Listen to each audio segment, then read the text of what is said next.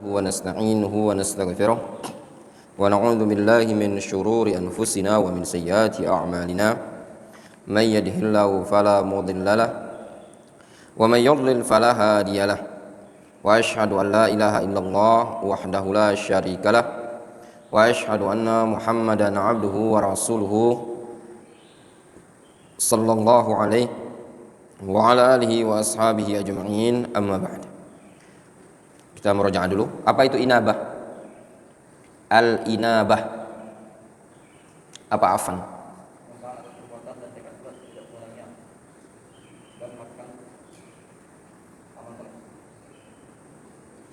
Ya. Istilah lain apa?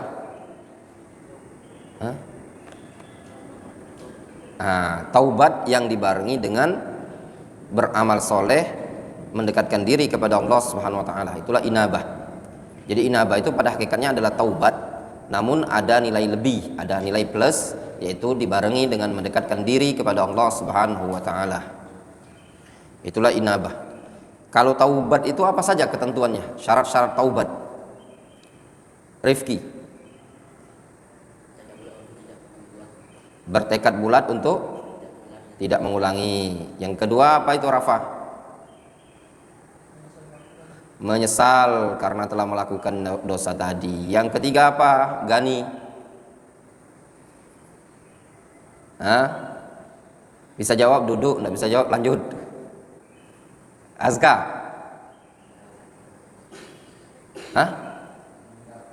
Meninggalkan atau melepaskan atau meninggalkan dosa tadi. Jadi orang taubat tadi dia nyesal, tekad bulat untuk tidak mengulangi lagi, dan juga meninggalkan perbuatan tadi. Kalau ada orang misalkan dia suka mabuk-mabukan, dia taubat tapi masih diulangi sama dia. Dia taubat, Ramadan dia berhenti, nggak mau mabuk. Tapi dia ada keinginan nanti kalau sudah selesai Ramadan dia ngulangi lagi. Apakah taubatnya benar? Enggak. Ya. Jadi taubat yang benar, dia tidak ada keinginan untuk mengulangi lagi. Tapi kalau ada keinginan untuk mengulangi lagi, namanya taubat apa namanya? Taubat sambal. Dia bilang pedas. Nanti makan dia makan lagi sama dia sambal itu, ya enggak? Sampai habis. Itu namanya taubat sambal. Bukan taubat yang benar. Kemudian ibadatul mahabbah. Di antara jenis ibadah adalah al-mahabbah, kecintaan, yaitu cinta kepada Allah Subhanahu wa taala. Cinta kepada syariat ini, cinta kepada yang menciptakan kita. Qal wal mahabbah. Kata Syekhuna Abdurrahman, al-mahabbah. Al-mahabbatu aidan yakni takunu ibadatan allati fiha ta'zim wallati yakunu fiha az-zullu. Mahabbah, kecintaan, takunu ibadatan. Dia dianggap suatu ibadah. Jadi mahabbah dikatakan ibadah, dianggap suatu ibadah yang mana ketentuan mahabbahnya adalah fiha ta'zim wa fiha az-zul. Jadi mahabbah yang dianggap sebagai nilai ibadah adalah mahabbah yang dibarengi dengan pengagungan terhadap sang pencipta, yaitu Allah Azza wa Jalla, dan juga kecintaan yang dibarengi dengan az-zul, merendahkan diri kepada Allah Azza wa Jalla. Itulah disebut dengan mahabbah ibadah. Nah, kecintaan yang padanya terdapat pengagungan terhadap yang dicintai, serta terdapat perendahan diri kepada yang dicintai, inilah disebut dengan mahabbah ibadah. Wal al-mahabbatul lati fiha ta'zimu waz-zul, hadhihi mahabbatun ibadatun. Mahabbah yang padanya terdapat pengagungan dan terdapat az-zul, perendahan diri, ini adalah mahabbah ibadah, kecintaan yang sifatnya ibadah. La yajuz an takuna illa lillahi subhanahu wa ta'ala. Kecintaan yang seperti ini tidak diperbolehkan melainkan hanya kepada Allah Subhanahu wa ta'ala. Faman ahabba, siapa yang mencinta, biduni ta'zim, siapa yang mencinta dengan tanpa ada pengagungan, wala zullin, tanpa ada perendahan diri, wala khudu', tanpa ada kepatuhan atau ketundukan, hadza la yakunu qad ahabba hubbal ibadah. Ini orang tidak dikatakan mencintai dengan kecintaan yang sifatnya ibadah. Contoh, antum cinta tidak sama orang tua, Faiz? Ya, sama ibu? Ya. Tapi tidak ada cinta kita kepada orang tua tersebut mengandung unsur pengagungan terhadap orang tua. Tidak terdapat unsur perendahan diri kita kepada orang tua, dan juga tidak terdapat ketundukan yang merendahkan untuk mentaati segala apa yang diperintah orang tua, tidak. Maka kecintaan yang seperti ini bukan dikatakan kecintaan ibadah, tapi kecintaan tabiat. Bagaimana pengagungan? Dia mengagungkan Allah Subhanahu wa taala, benar-benar mengagungkan Allah Subhanahu wa taala, zat yang dia cintai. Dia merendahkan diri, menghinakan diri kepada Allah Azza wa Jalla, mengakui Allah Azza wa Jalla sebagai pencipta yang berhak disembah, yang berhak dicintai, sedangkan dia adalah makhluk yang sangat butuh kepada Allah Azza wa Jalla. Dia khudu', tunduk dan patuh kepada Allah pada setiap perintah Allah Azza wa Jalla, dan meninggalkan segala bentuk larangan Allah Azza wa Jalla. Nah, inilah kecintaan yang sifatnya ibadah. Kata Syekhuna Abdurrahman, lakinnal mahabba allati fiha ta'zim wa fiha dhullun wa fiha inkisarun wa fiha khudu' hadhi mahabbatu ibadatin la yajuzu an takuna illa lillahi tabaraka wa ta'ala.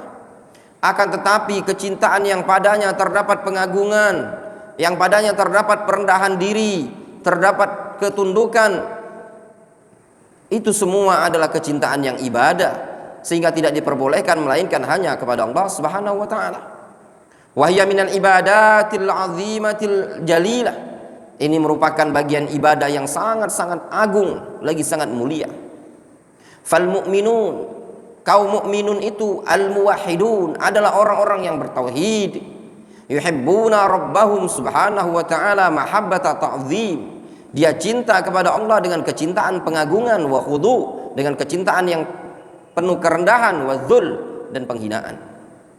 Wa yahmiluhum 'ala taqarrub ila Allah subhanahu wa ta'ala wal musara'a ila mardatillahi subhanahu wa ta'ala. Kecintaan ibadah ini tadi akan membawa mereka untuk bertaqarrub kepada Allah, serta untuk berlomba-lomba supaya mendapatkan keridhaan Allah azza wajalla. Faman ahabba ghairallah 'ala hadzal wajhi yakunu qad sarafa al-ibadata li ghairillahi tabaraka wa ta'ala. Siapa yang mencintai selain Allah dengan cara yang seperti ini, siapa yang cinta kepada makhluk dengan cara merendahkan diri kepada makhluk tadi, dengan cara mengagungkan makhluk tadi, menyamai seperti pengagungan kepada Allah, atau dia mencintai makhluk tadi dalam bentuk mentaati semua apa yang diperintahkan oleh makhluk tadi, ini adalah bentuk kecintaan yang merupakan pemalingan ibadah kepada selain Allah Subhanahu wa taala, digolongkan sebagai bentuk kesyirikan. Ammal mahabbatut tabi'iyah, adapun kecintaan tabi'iyah, annahu yuhibbuz zaujah, ketika seseorang mencintai istrinya, seorang suami mencintai istri, itu dikenal dengan mahabbah tabi'iyah, kecintaan yang tabiat. Yuhibbul walad, dia mencintai anaknya. Yuhibbus sadiq, mencintai temannya. Yuhibbul mal, mencintai harta. Ini semuanya tabiat. Hadhihi mahabbatun tabi'iyah, ini semua mahabbah tabi'iyah. Orang itu senang sama perempuan, senang sama istri, itu tabiat. Senang sama anak, itu tabiat. Cinta sama harta, itu tabiat. Apa dalilnya manusia itu cinta istri, cinta harta, cinta anak? Apa dalilnya?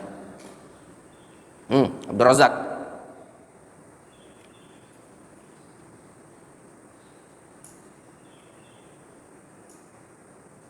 Abdul Hakam. Khalifah. Apa dalilnya? Orang umat manusia itu punya tabiat cinta harta, cinta istri, cinta anak. Tidak tahu? Mandi.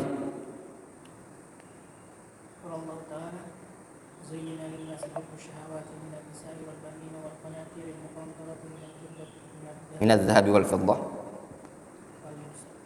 wal khailil musawwamati wal an'ami wal harth. Kata Allah azza wa jalla, zuyyina lin-nasi hubbus syahawati minan nisa'i wal banina wal qanatiril muqantarati minadh dhahabi wal fiddati wal khaylil musawwamati wal an'ami wal harth dzalika mata'ul hayatid dunya wallahu 'indahu husnul ma'ab. Manusia itu, kata Allah Azza wa Jalla, zuyyina lin-nasi hubbus syahawat minan nisa, dijadikan indah pada manusia itu memiliki kecintaan terhadap perempuan, istri. Wal banin, kepada anak, punya tabiat cinta sama anak. Ya. Kemudian wal banina wal harta, ya. Harta yang berlimpah ruah, minadz zahabi wal fiddah, kuda, pertanian dan yang semisalnya, itu tabiat, ya. Namun tabiat ini tadi yang disebutkan oleh Allah Azza wa Jalla, zuyyina lin-nasi hubbus syahawati minan nisa'i wal banin wal qanatil muqantarah, ya, harta yang berlimpah ruah, minadz zahabi wal fiddah wal khailil musawwamati wal an'ami wal harth. Ini semua kecintaan yang tabiat. Namun kecintaan yang tabiat ini, ya ikhwan, ya, ada ketentuan. Walaupun dia kecintaan yang sifatnya tabiat, ya, kalau sampai mengantarkan kepada yang haram, maka hukumnya dosa. Kata beliau, kata Syekhuna Abdurrahman, hadhihi mahabbatun tabi'iyyah laisa fiha dhullun wa laisa fiha khudu' wa laisa fiha inkisar wa laisa fiha taqarrubun. Ini semua kecintaan tabiat, tidak ada padanya perendahan, tidak ada pada ketundukan, tidak ada padanya inkisar, tidak ada padanya taqarrub. Masalan contoh, at-taqarrub alladzi la yakunu illa lillahi subhanahu wa ta'ala fa hadza la ba'sa bihi, ya. Itu karena apa? Karena taqarrub itu tidak boleh diperuntukkan melainkan hanya kepada Allah. Nah, kecintaan-kecintaan yang seperti ini la ba'sa bihi, illa kecuali. Jadi kecintaan yang tabiat itu tidak masalah, diperbolehkan. Seseorang suami cinta istrinya, anak cinta bapaknya, antum cinta sama duit, ya boleh. Lakin akan tetapi idza hamalahu ala fi'lil muharram, kalau kecintaan ini tadi membawa dia untuk melakukan perkara yang haram, hadhil mahabbatut tabi'iyyah au tarkul wajib, ya, kalau kecintaan yang tabiat ini membawa dia untuk melakukan perkara yang haram, au tarkal wajib, atau meninggalkan yang wajib, awil walah wal insyighal wal i'rad wal ghaflah 'anillah, atau terlena, tersibukkan serta berpaling lalai dari Allah Azza wa Jalla, fayakunu minal mahabbatil muharramah, maka dia berubah menjadi mahabbah yang muharramah, kecintaan yang haram. Apa dalilnya dalam Al-Qur'anul Karim? Mencintai harta, mencintai orang tua, mencintai anak, mencintai istri, karib kerabat, harta yang dia miliki, kalau sampai lebih dia cintai dibandingkan ketaatan kepada Allah, dibandingkan perintah Allah, maka itu hukumnya haram. Apa dalilnya, Abdul Hakam?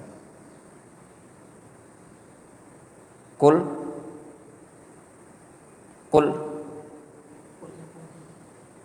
Aba Khalifah.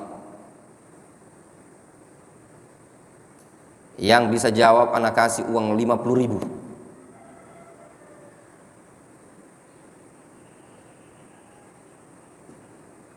Qul in kana aba'ukum wa abna'ukum wa azwajukum wa ikhwanukum wa ashiratukum wa amwalun iqtaraftumuha wa tijaratun takhshawna kasadaha wa masakinu tardawnaha ahabba ilaikum minallahi wa rasulihi wa jihadin fi sabilihi fatarabbasu.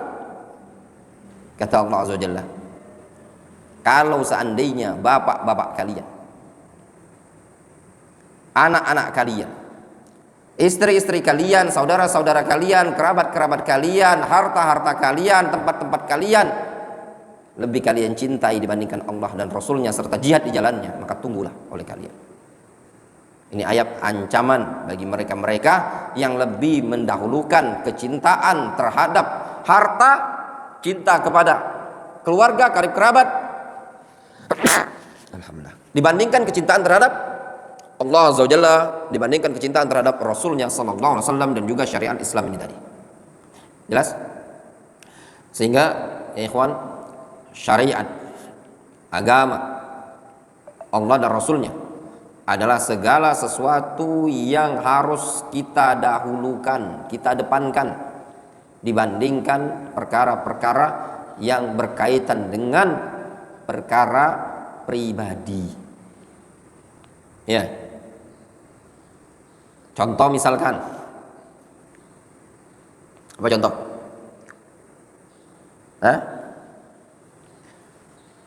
Contoh masuknya waktu sholat maghrib. Orang kalau udah gang biasanya maghrib itu musim-musimnya apa? Rame ya, rame sekali. Itu maghrib itu luar biasa. Ya benar. Tinggalan tuh mau lanjut jualan atau tinggal sholat berjamaah. Pilih mana kira-kira? Kalau dia cinta kepada Allah dan cinta kepada Rasulnya, cinta kepada syariat ini tadi, pasti dia akan mendahulukan yang mana? Mendahulukan ibadah dulu ya. Dia akan mendahulukan syariat ini tadi. Dia mengedepankan ibadah kepada Allah Subhanahu wa taala, dia kesampingkan dulu perkara-perkara yang berkaitan dengan dunianya tadi. Ya. Nah, itu kalau orangnya cinta kepada syariat, cinta kepada Allah Azza wa Jalla. Sampingkan dulu. Jelas? Sebentar kok sholat, tidak lama. Memang lama, sampai setengah jam sholat maghrib, tidak kan? Sholat, berjalan ke masjid ya. Nanti kalau sudah selesai datang lagi ke masjid, bisa kan? Bisa. Maka dahulukan kecintaan kepada Allah Azza wa Jalla. Itu merupakan perkara yang sangat disyariatkan dibandingkan mendahulukan perkara dunia tersebut ya. Jelas?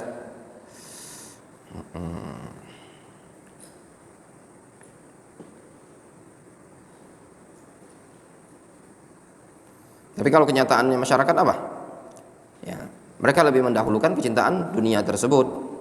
Dalam kondisi itu perkara tabiat, ya boleh saja mereka cinta terhadap pekerjaan, cinta terhadap harta yang mereka jaga, boleh, perkaranya mubah. Namun tatkala mereka lebih mendahulukan perkara-perkara tersebut dibandingkan ketaatan kepada Allah, sehingga mereka harus meninggalkan perkara yang sifatnya wajib, maka yang demikian ini tadi merupakan perkara yang tercela, hukumnya haram. Kecintaan yang tabiat malah menyebabkan dia jatuh pada perkara yang haram. Jelas? Jadi ada dua ayat. Ayat yang pertama menunjukkan manusia itu punya tabiat ya, punya tabiat cinta terhadap perkara-perkara duniawiyah, dan itu kecintaan yang tabiat. Tadi dalam surat Ali Imran, zuyyina lin-nasi hubbus syahawati minan nisa'i wal banina wal qanatiril muqantarati minadh dhahabi wal fiddah wal khailil musawwamati wal an'ami wal harth dzalika mata'ul hayatid dunya wallahu 'indahu husnul ma'ab ya. Kemudian ayat kedua yang tadi kita bacakan, larangan dari mendahulukan ya kecintaan terhadap perkara-perkara dunia tersebut yang bisa mengantarkan kepada meninggalkan yang wajib atau melakukan perkara yang haram ya. Nanti anak tes satu persatu, tolong dihafalkan. Catat tadi Al-Imran yang dihafalkan. Al-Imran ayat berapa tuh? Coba lihat di mushafnya. Zuyyina linnasi hubbus syahawati minan nisa'. Dihafalkan nanti.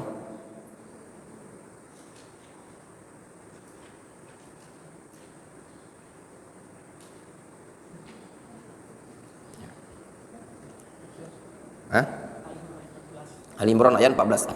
Kemudian At-Taubah ayat 24. Qul in kana aba'ukum wa abna'ukum wa ikhwanukum wa azwajukum wa ashiratukum wa amwalun iqtaraftumuha wa tijaratun takhshawna kasadaha wa masakinu tardawnaha ahabba ilaikum minallahi wa rasulihi wa jihadin fi sabilihi fatarabbasu hatta ya'tiyallahu bi amri.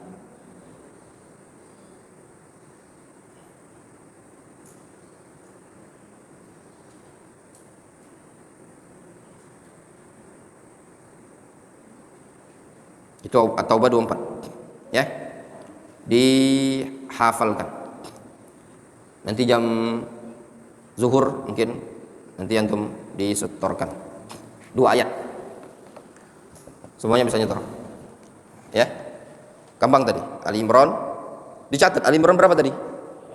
18. 14. Dihafalkan Ali Imran 14. Zuyyina lin-nasi hubbus syahawati minan nisa'i wal banina wal qanatiril muqantarati minadh dhahabi wal fiddati wal khailil musawwamati wal an'ami wal harth dzalika mata'ul hayatid dunya wallahu 'indahu husnul ma'ab.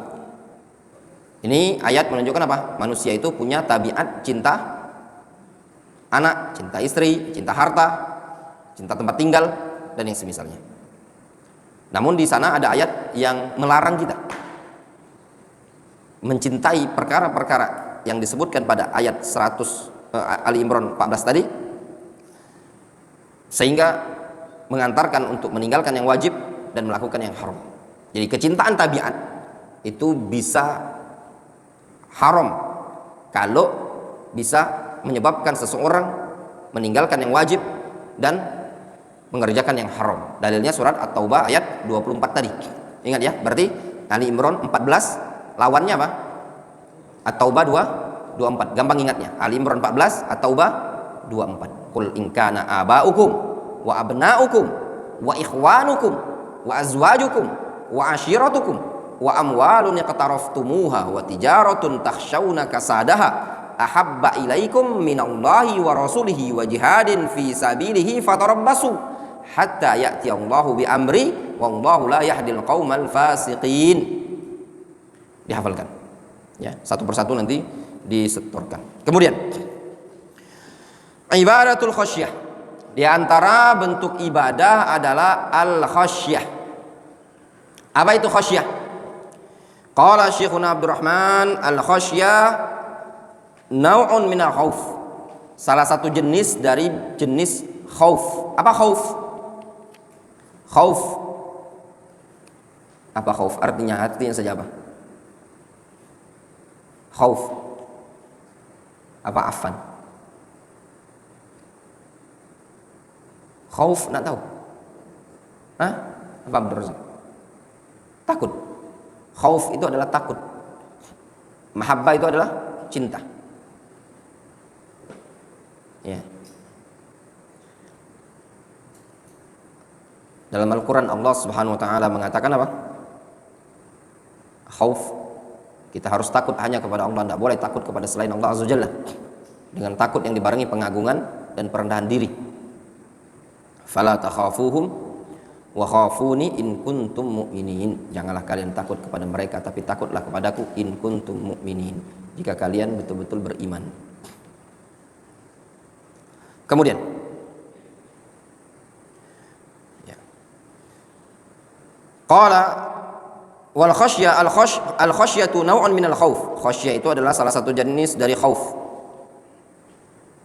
Lakinnahu, akan tetapi, kama dzakara Ibnul Qayyim wa ghairuhu rahimahumullah, akan tetapi sebagaimana yang disebutkan oleh Imam Ibnul Qayyim dan yang lainnya, ya, annal khasyah hiyal faza'u wadh-dhu'ru alladhi yakunu ma'al ilmi wal ma'rifah. Khasyah itu adalah ketakutan yang dibarengi ilmu dan pengetahuan.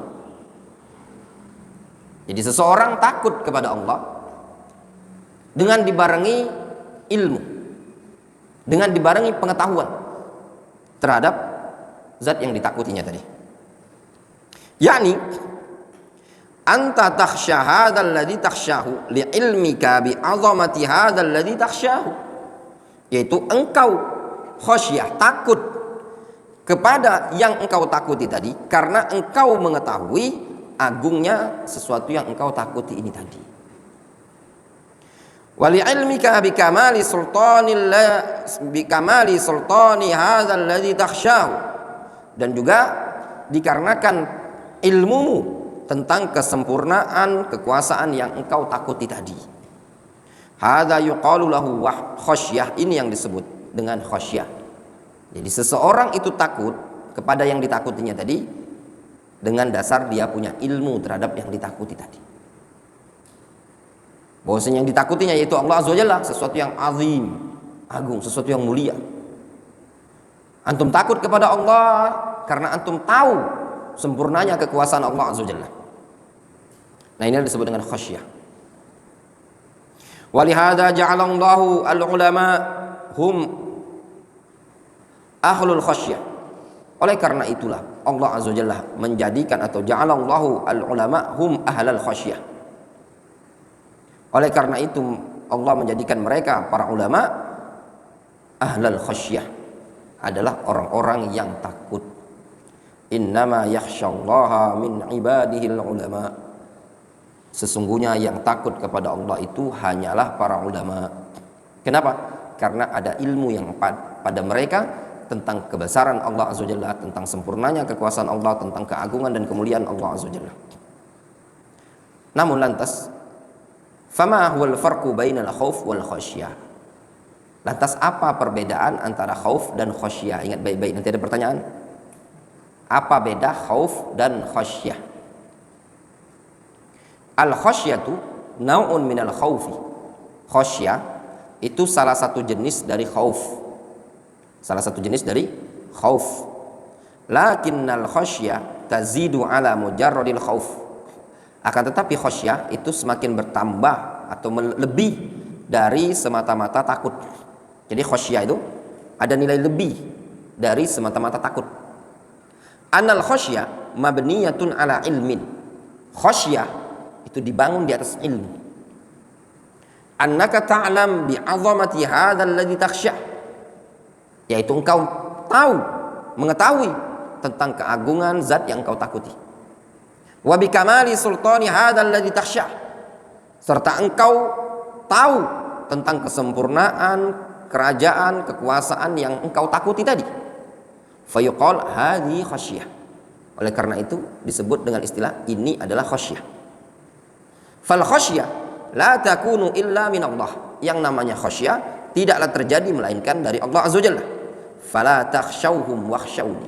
Maka janganlah engkau takut kepada mereka, tapi takutlah kepadaku. Alal wajhil muqaddim fi mas'alatil khauf, ya. Dengan dalam bentuk yang telah disajikan pada permasalahan khauf. Jelas? Jadi intinya khauf itu adalah rasa takut. Kalau khasyah itu rasa takut yang punya nilai plus. Apa nilai plusnya? Dia takut kepada sesuatu yang dia takuti tadi, dengan dibarengi dia tahu, dia punya ilmu tentang kebesaran, tentang kekuasaan yang dia takuti tadi. Anda mau tanya sama antum. Nah, contoh ya. Antum takut enggak sama landak?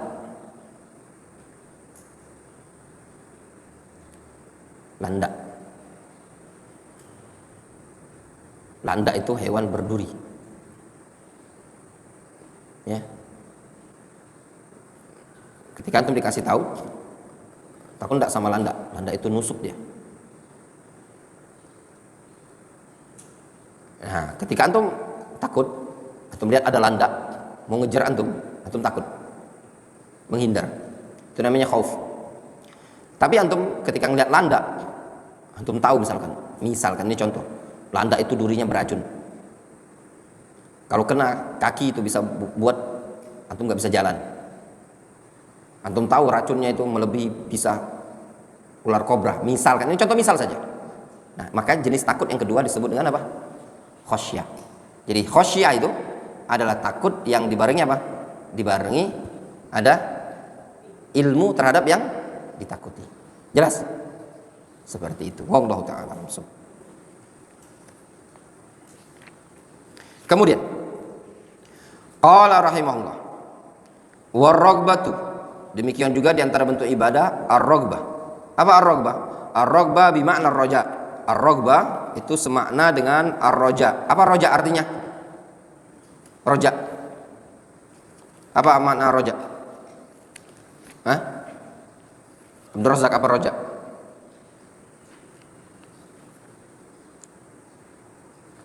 Harapan. Ya. Raja adalah harapan. War-rahbah wa huwa aidan minal khauf. Ar-rahbah ini juga bagian dari khauf. Jadi ada ar-raghbah, ada rahbah. Apa contoh dalam Al-Quran? innahum kanu yusari'una fil khairat yad'unana raghaban wa rahaban wa kanu lana khashi'in. Yani ar-rahba wal khauf wal faza' wal khasyah hadhihi ma'anin mutaqaribah.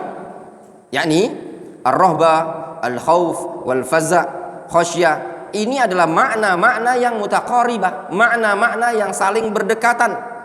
Yakni kama qala Ibnul Qayyim, sebagaimana yang dikatakan oleh Imam Ibnul Qayyim rahimahullah, walaisat mutaradifah. Ini semua bukanlah makna yang mutaradifah. Bukan makna yang mutaradifah. Ar-raghbah bimakna ar-raja'. Difahami? Jadi perlu untuk fahami. Ar-raghbah, khauf wal faza' wal khasyah itu maknanya mutaqaribah, bukan bimakna wahid. Lihat bahasanya Syekhuna Abdurrahman. Syekh Abdurrahman Al-Adani mengatakan khauf wal raja' wal faza' wal rahbah kullu hadhihi ma'anin mutaqaribah. Ini semua maknanya berdekatan, tapi bukan maknanya mutaradifah, bukan sinonim. Maknanya apa? Raghbah beda dengan khauf, beda dengan khasyah. Ar-raghbah bimakna ar-raja'. Ar-raghbah itu semakna raja'. War-rahbah bimakna al-khauf. Rahbah bermakna khauf, rasa takut. Wa far-raghab war-rahab. Ya. Far-raghab war-rahab la yakunu illa min Allah subhanahu wa ta'ala. Yang namanya ar-raghab, harapan, war-rahab tidak diperbolehkan melainkan kepada Allah subhanahu wa ta'ala. Wa fima indallah, dan juga tidak diperbolehkan mengharap melainkan hanya kepada Allah azza wa jalla, kepada sesuatu yang ada di sisi Allah. Inna ilallahi raghibun wa iyaya farhabun. Sehingga yang namanya ar-raghab war-rahab tidak diperbolehkan melainkan kepada Allah, dan tidak diperbolehkan melainkan sesuatu yang ada di sisi Allah subhanahu wa ta'ala. Berbeda dengan khauf. Kalau khauf mungkin dari makhluk, difahami? Kalau ar-rahab tidak diperbolehkan melainkan hanya kepada Allah azza wa jalla. Difahami? Jadi tidak ada namanya ar-rahab minal makhluk. Ya? Tidak ada namanya ar-raja, tidak ada namanya ar-raghbah minal makhluk. Antum ngarap rahbah kepada makhluk tidak boleh, raghbah kepada makhluk tidak boleh. Tapi roja mengharap kepada makhluk boleh saja. Difahami? Makanya kata beliau, farraghab warrahab la yakunu illa minallah wa fima indallah. Yang namanya harapan ar-raghab warrahab tidak diperbolehkan melainkan hanya kepada Allah dan pada perkara-perkara yang ada di sisi Allah azza wajalla. Inna ilallahi raghibun, sesungguhnya hanya kepada-Nya lah kita kembali berharap, wa iyaya farhabun, dan hanya kepadakulah kalian hendaknya takut. Di sini Allah subhanahu wa ta'ala menyebutkan pengkhususan, ya, dengan bahasa inna ilallahi raghibun. Ini kalau dalam kaidah taqdim ma haqqu ta'khir yufidul hasar, mendahulukan sesuatu yang selayaknya di akhir itu memberikan faedah batasan. Normalnya lafaz tersebut adalah inna raghibuna ilallah, tapi dibalik inna ilallahi raghibun, yang biasanya adalah farhabuni iyaya menjadi iyaya farhabun. Ya, itu semua memberikan faedah al-hasr. Qala rahimahullah wa ta'alluh huwa ta'abbud. Kemudian di antara bentuk ibadah adalah at-ta'alluh. Ta'alluh. Apa itu at-ta'abbud? Al-ibadah haqqun khalisun lillahi subhanahu wa ta'ala. Ibadah itu hak yang murni milik Allah subhanahu wa ta'ala. La yajuzu ay yusrafa syai'un minal ibadah li ghairillahi azza wajalla. Tidak diperbolehkan untuk dipalingkan sesuatu yang ada dari ibadah ini kepada selain Allah azza wajalla.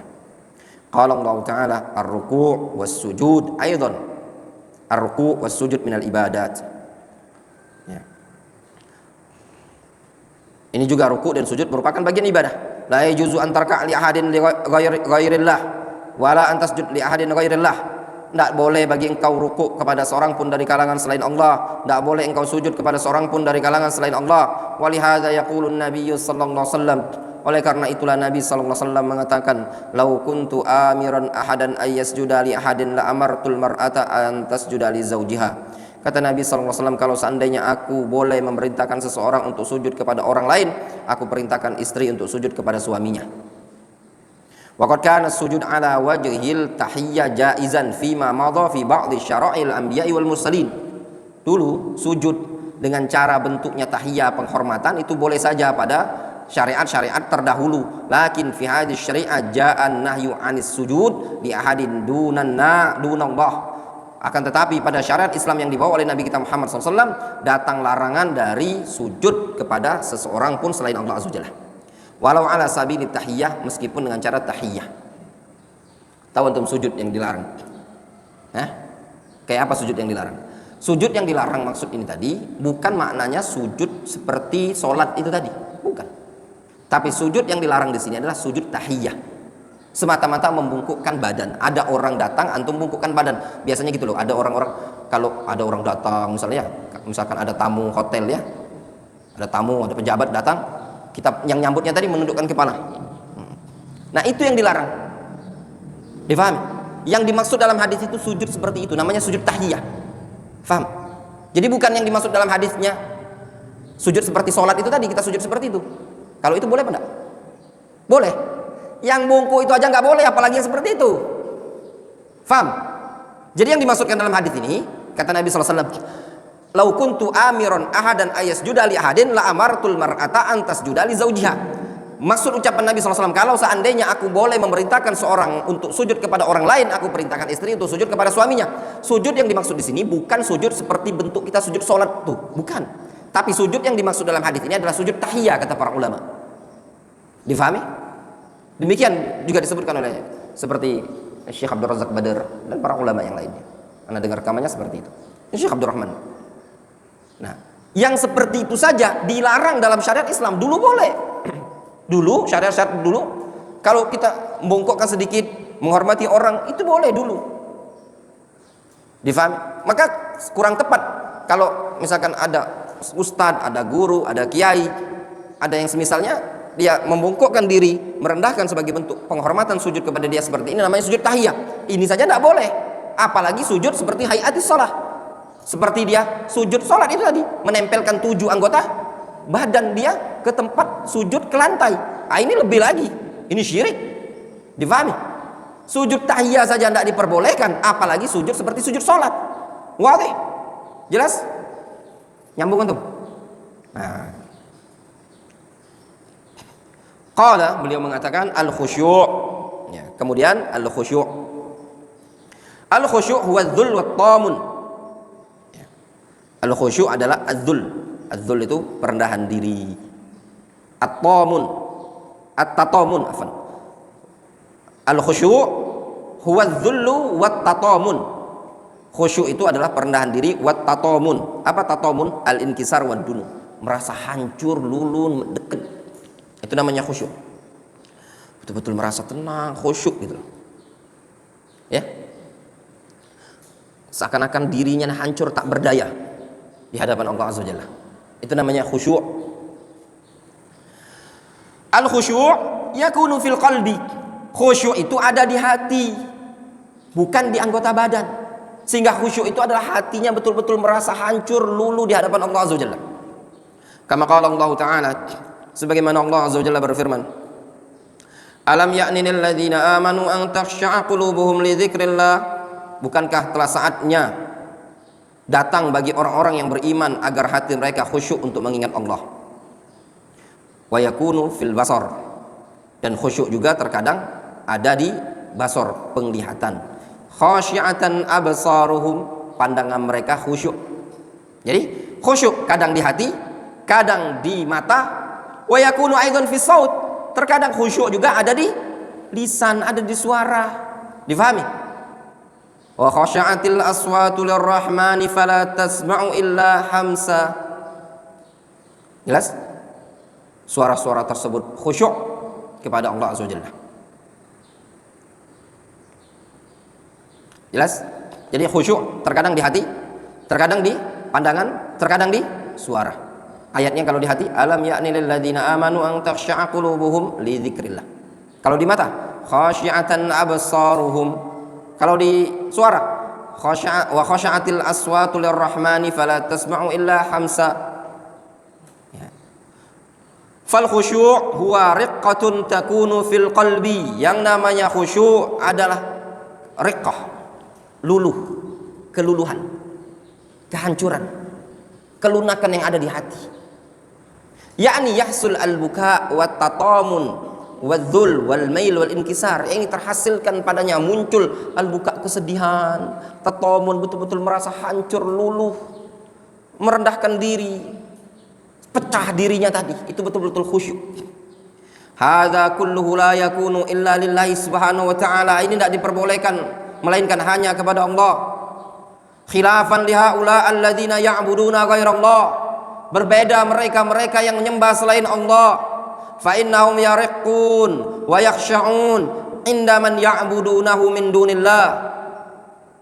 Orang-orang yang menyembah selain Allah sehingga terkadang hati mereka hancur, khusyuk ketika mereka menyembah selain Allah Azza wa Jalla.